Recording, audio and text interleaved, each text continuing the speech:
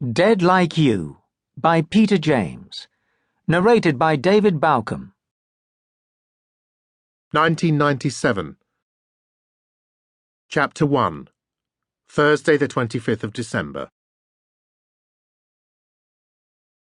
We all make mistakes, all of the time.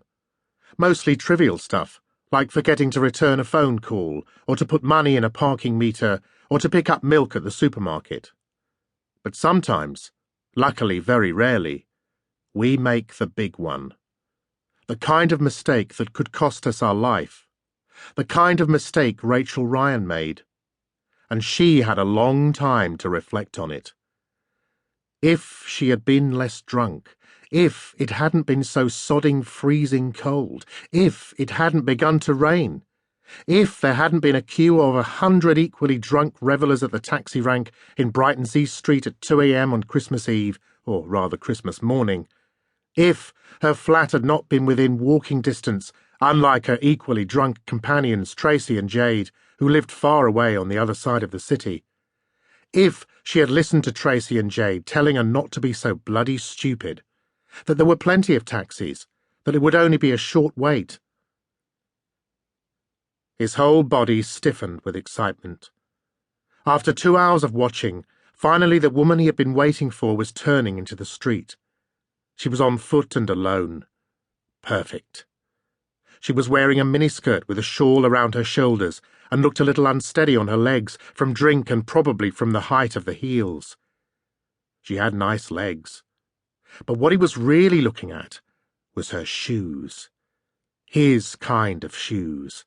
High-heeled with ankle straps. He liked ankle straps. As she came closer, approaching beneath the sodium glare of the streetlights, he could see through his binoculars, through the rear window, that they were shiny as he had hoped. Very sexy shoes. She was his kind of woman. God, was she glad she had decided to walk. What a queue! And every taxi that had gone past since was occupied. With a fresh, windy drizzle on her face, Rachel tottered along past the shops on St. James's Street, past the Royal Sussex County Hospital, then turned right into Paston Place, where the wind became stronger, batting her long brown hair around her face. She headed down towards the seafront, then turned left into her street of Victorian terraced houses, where the wind and the rain played even more havoc with her hairdo. Not that she cared any more, not tonight. In the distance she heard the wail of a siren, an ambulance or a police car, she thought. She walked past a small car with misted windows. Through them she saw the silhouette of a couple snogging, and she felt a twinge of sadness and a sudden yearning for Liam, whom she had dumped almost 6 months ago now. The bastard had been unfaithful. OK, he had pleaded with her to forgive him, but she just knew he would stray again and again.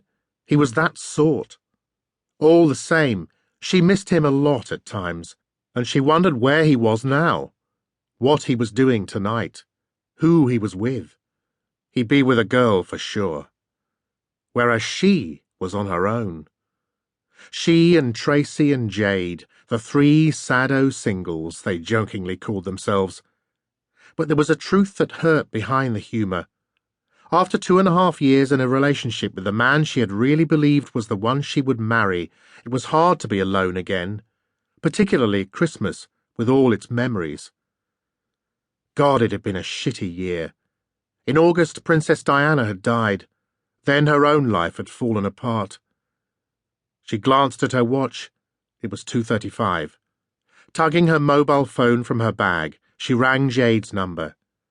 Jade said they were still waiting in the queue. Rachel told her she was almost home. She wished her a Merry Christmas, told her to wish Tracy a Merry Christmas too, and said she'd see them New Year's Eve.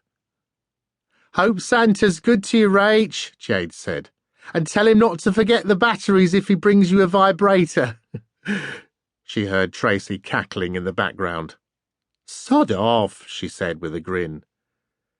Then she slipped the phone back into her bag and stumbled on, nearly coming a perler as one high heel of her incredibly expensive Kurt Geigers, which she'd bought last week in a sale, caught between 2 paving stones.